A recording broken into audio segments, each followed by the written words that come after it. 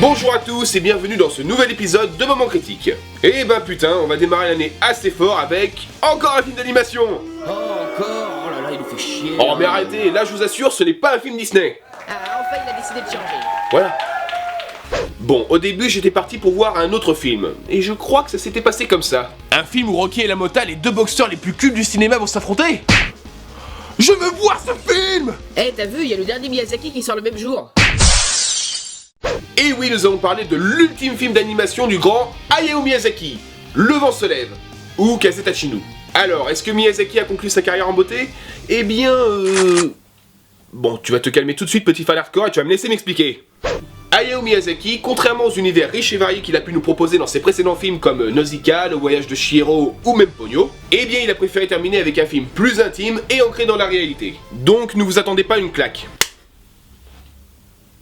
Et surtout, il reprend un thème qu'il apprécie fortement, l'aviation. En effet, nous allons suivre dans Le vent se lève la vie de Jiro Horikoshi, un jeune ingénieur en aéronautique dans le Japon de l'entre-deux-guerres.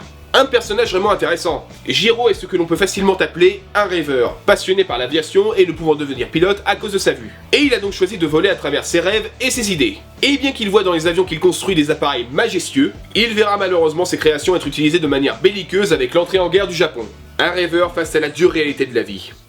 Par contre, putain, c'est un sacré fumeur le mec. Je suis même étonné que le CSA n'ait pas crié au scandale. Car putain, vu tout ce que le héros fume, je vous dis pas le nombre de moulins à vent qu'on aurait eu. Quoique, vu le titre, ça aurait peut-être pu le faire, hein.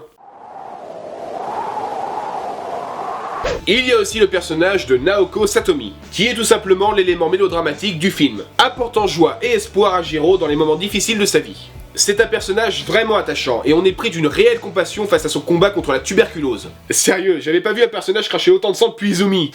Ok, je sors.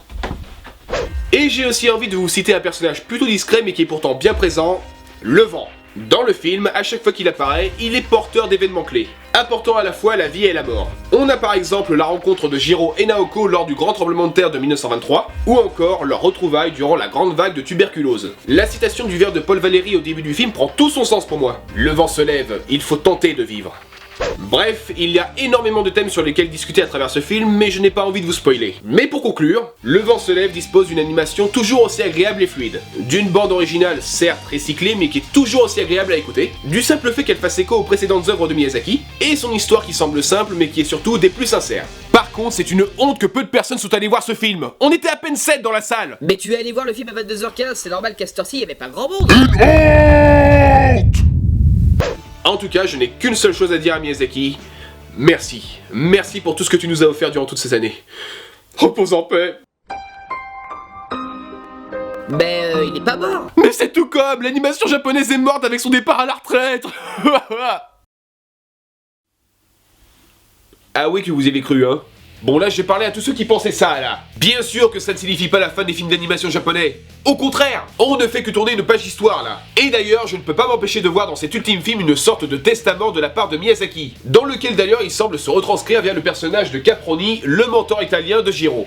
Un homme qui a accompli ses rêves et qui a inspiré toute une génération, mais qui décide finalement que tout a une fin et qu'il est temps pour lui de continuer seul sa route. Il y a pour moi une véritable métaphore sur le passage du flambeau. Et puis franchement, quand on voit quelques exemples de ceux qui sont prêts à prendre la relève, on est très vite rassuré.